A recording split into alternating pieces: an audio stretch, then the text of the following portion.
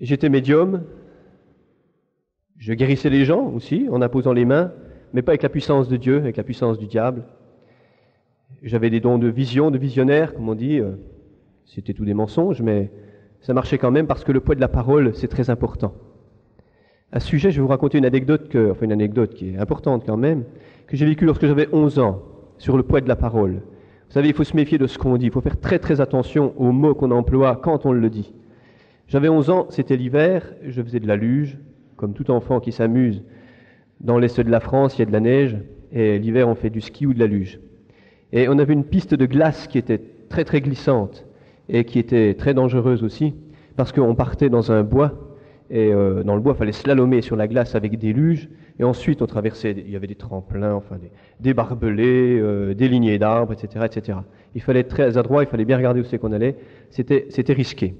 Et il y a un camarade qui vient vers moi qui me dit « Allez, on descend les deux, sur la même luge, s'entend. » Et ça, c'était encore bien plus dangereux, parce qu'on allait encore plus vite, on avait plus de poids pour descendre.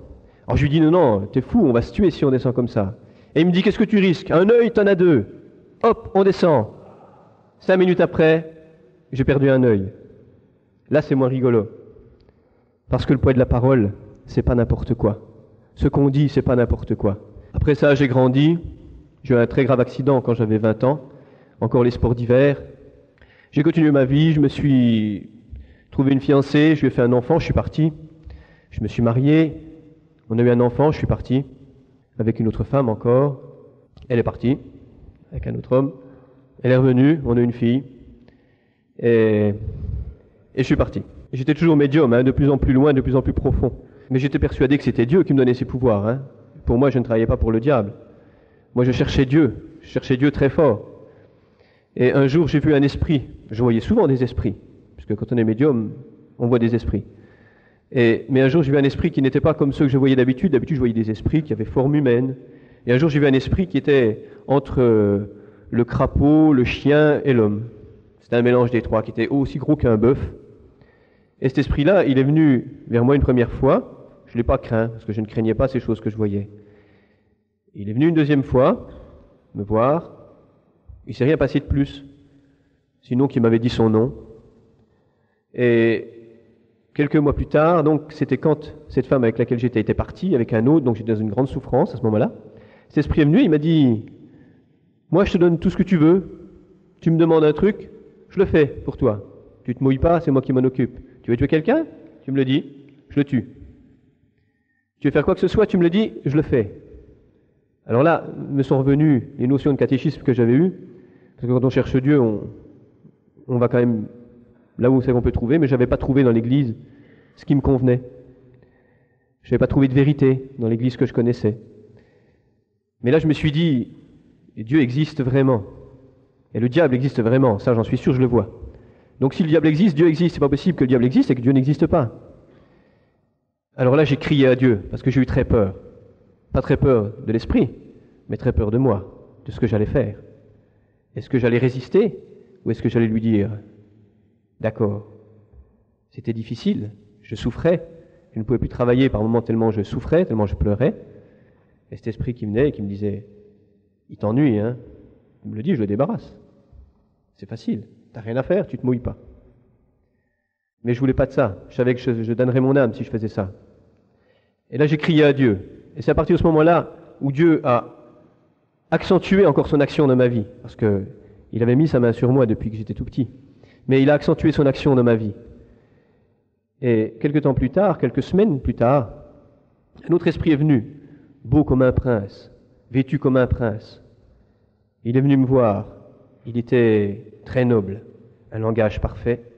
Il est venu me dire, me réitérer la proposition du premier. Mais là, c'était plus une espèce d'animal qui me proposait, c'était un véritable prince qui venait me voir et qui me proposait ses services. Et là, j'avais pris quelques précautions ridicules, entre guillemets, du style prendre une croix dans mon atelier. J'étais ébéniste. Je dis ridicule parce que je mettais un pouvoir dans la croix, mais pas dans la croix comme Jésus l'a donné, cette croix. Mais simplement ce morceau de bois croisé, je me disais, ça a du pouvoir, donc je l'avais mis là. Et Dieu est bon et il nous garde. Quand ce prince est venu, j'ai éclaté de rire, j'ai montré la croix, je lui ai dit, lui, il est plus fort que toi. Mais je savais même pas ce que je disais parce que je n'en avais absolument aucune conscience de cela. Mais je lui ai dit ça, et il est parti. Et 2 ou 3 mois plus tard, j'ai été foudroyé par la maladie. Ça a commencé par les yeux, enfin l'œil qui me restait, qui a perdu la vue. C'était un mercredi soir, j'étais aveuglé par les lumières des voitures. Le jeudi matin, je ne pouvais plus travailler, ma vue s'en allait sans cesse. Le vendredi, je ne pouvais plus lire. Et le samedi matin, je me suis levé, ma vue ne s'était pas améliorée, je me suis mis à la fenêtre, et d'un seul coup, je suis tombé par terre, je me suis effondré, mes jambes étaient paralysées, elles ne me tenaient plus. Le lundi, c'était les bras, le jeudi, c'était les intestins, avec des douleurs intestinales, du sang qui sortait des bronches, avec des douleurs terribles. La semaine d'après, c'était les os qui me faisaient terriblement mal. Enfin, ça a dégénéré comme ça. En l'espace de 15 jours, je pesais 46 kilos. Et c'était un combat terrible, terrible. Et là, j'avais qu'une prière tous les jours. C'était Seigneur Dieu, le Créateur. Pour moi, c'était le Créateur que j'appelais. Je lui ai dit, tu m'as créé, tu es capable de tout. En toi est toute la puissance de la vie. Donne-moi la force de vivre, que je puisse guérir. Je ne pensais même pas demander à Dieu qu'il me guérisse.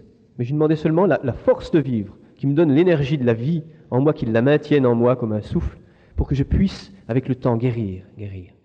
Et Dieu a été très bon, je me suis relevé très rapidement, en l'espace de 2 mois, je pouvais reconduire, pour vous dire que ça a été très vite. Et après cela, j'ai oublié Dieu, je me suis glorifié, je me suis dit, la maladie, je m'en suis sorti, je m'en suis relevé. Et pourtant, c'était très grave.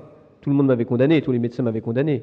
Aucun n'avait eu d'espoir. Il y avait des journées, notamment une journée, j'ai eu un malaise cardiaque qui a duré 24 heures de temps, avec le cœur complètement dysfonctionnant dans tous les sens. J'ai appelé le médecin, il n'a même pas osé venir parce qu'il s'attendait à me voir mourir. Et après ça, donc, ça a rechuté, c'était encore plus terrible, la maladie. Et au niveau spirituel, j'avais plus qu'une vision qui a duré pendant 3 mois de temps, c'est que je tombais dans un puits sans fond, un gouffre, et j'avais plus aucune lumière, plus rien. Et un ami m'a invité à un repas des hommes d'affaires, et j'ai entendu l'orateur qui était là, qui témoignait, qui racontait ses témoignages dont je n'avais absolument rien à faire. Ça, c'est la deuxième chose que je voudrais vous dire ce soir aussi, c'est que le témoignage, j'en avais rien à faire. Mais le Seigneur était là. Et ce qui est important, c'est pas ce qu'on témoigne, c'est d'obéir à Dieu quand il nous dit d'aller témoigner. C'est ça qui est important. Parce que ce que disait l'orateur, moi, ça ne me touchait pas du tout dans mon cœur. Ça ne me touchait pas. Mais d'un seul coup, j'ai entendu une voix dans mon oreille gauche. J'entendais la voix de l'orateur dans mon oreille droite. Dans mon oreille droite et dans mon oreille gauche, j'ai entendu une autre voix qui m'a parlé de moi, de ce que j'avais fait dans toute ma vie, croyant faire avec la puissance de Dieu, et ce que j'avais fait avec la puissance du diable. Mais cette voix, c'était pas un jugement, c'était pas un reproche. C'est une voix qui était remplie d'amour et qui ne me jugeait pas, qui me disait simplement, je t'aime. Tu as fait ça, tu t'es trompé, mais je t'aime. Et là, j'ai compris que c'était Jésus et qu'il était vraiment vivant et qu'il n'y avait que par lui qu'on pouvait passer. Et ce soir-là, je lui ai donné ma vie, j'ai tout remis en lui et il m'a relevé. 3 jours après, j'ai vu la lumière spirituelle et j'ai vu une grande main sur laquelle je me suis posé ce soir-là, qui m'a remonté comme ça.